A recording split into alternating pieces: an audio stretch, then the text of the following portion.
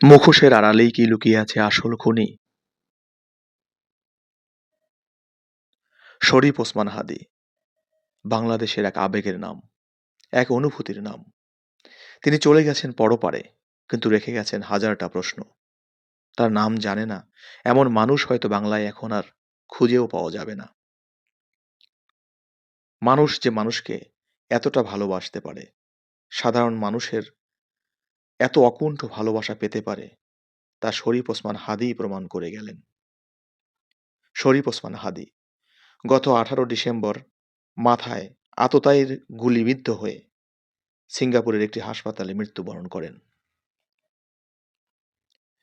যিনি সাধারণ জনতার কাতারে দাঁড়িয়ে পুরো দেশের সংস্কৃতিকে বদলাতে চেয়েছিলেন, কিন্তু তাকে থেমে যেতে হলো, তাকে থামিয়ে দেয়া হলো।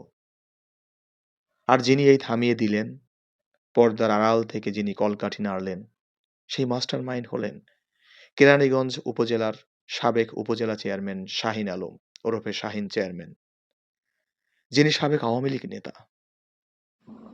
চাঁদাবাজি, খুন, রাহাজানি, বালু ভরাট, টেন্ডারবাজি কি করেননি শাহিন আলম বিগত 16টি বছর? জানা যায় একসময় কেরানীগঞ্জ ঘাটে চাঁদাবাজি করতেন শাহিন আলম। এরপর 2008 সালে আওয়ামী লীগ সরকার ক্ষমতায় এলে পরের বছর কেরানীগঞ্জ উপজেলা নির্বাচনে নির্বাচিত হয়ে উপজেলা চেয়ারম্যান হন শাহিন আলম। এরপর থেকেই হয়ে ওঠেন অপ্রতিরোধ্য। শাহিন আলমের কাছে যেন কোনো কিছুই অসম্ভব নয়। এলাকার লোকজনের কাছে কথা বলে জানা যায় শাহিন আলম ছিলেন অপ্রতিরোধ্য। তিনি কখনোই প্রতিদ্বন্দ্বী পছন্দ করতেন না। তার বিরুদ্ধে যেই দাঁড়িয়েছে, যেই সত্য ন্যায়ের পক্ষে কথা বলেছে, তাকেই তিনি থামিয়ে দিয়েছেন। শাহিন ভেবেছিল আইন কখনোই তার নাগাল পাবে না, তাই তিনি তৈরি করেছিলেন এক অভিনব কৌশল, যা প্রস্তুত করতে তাকে খরচ করতে হয় কাঁড়ি কাঁড়ি টাকা এবং লোকবল। এরপরও শাহিন কখনোই চাননি এই সুপার কিলিং মিশনে তার উপস্থিতি কেউ কখনো টের পাক। তাই তিনি এই কিলিং মিশনে নিজের ক্যাডার বাহিনী ব্যবহার করেননি।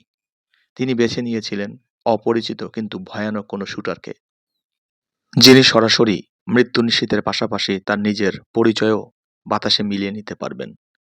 এই কাজে শাহিন নিজের সমস্ত তথ্য উপাত্ত সরবরাহ করেছেন। ঘটনার দিন পূর্ব পরিকল্পনা মাফিক হাদির উপর হামলা করা হয়।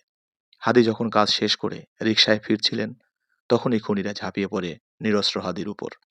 সরাসরি হাদির মাথায় গুলি করে খুনিরা পালিয়ে শাহিনের নিজস্ব মালিকানাধীন কোল্ড স্টোরেজে আশ্রয় নেয়।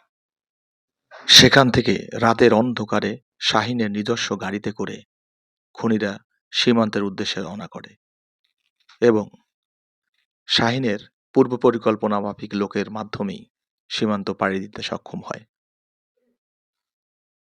শাহিনের প্রস্তুতকৃত এই সুপার কিলিং মিশনটি ছিল সত্যি সুপার ডুপার, কিন্তু শাহিন নিজেই ভুলে গিয়েছিলেন যে অপরাধীরা যতই জ্ঞানী হোক, যতই পূর্ব পরিকল্পনা মাফিক সুপার কিলিং মিশন তৈরি করেন না কেন, পিছনে তিনি কোনো না কোনো ভুল করেই যান।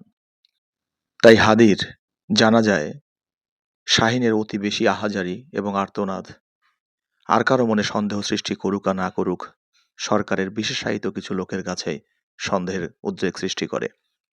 আর এ নিয়ে চুলচেরা বিশ্লেষণের মাধ্যমে এটাই প্রমাণিত হয় এবং আশপাশের সমস্ত সিসিটিভি ফুটেজের মাধ্যমে প্রমাণিত হয় যে শাহিনের ব্যক্তিগত গাড়ি এবং বডিগার্ডের উপস্থিতি এখানে লক্ষণীয়। আর এর মাধ্যমেই শাহিনকে সন্দেহের দৃষ্টিতে দেখা হয়। সমস্ত প্রমাণ সাপেক্ষে এটাই প্রমাণিত হয় যে শাহিন যেই কাজে জড়িত তার সুনির্দিষ্ট প্রমাণ উপস্থিত।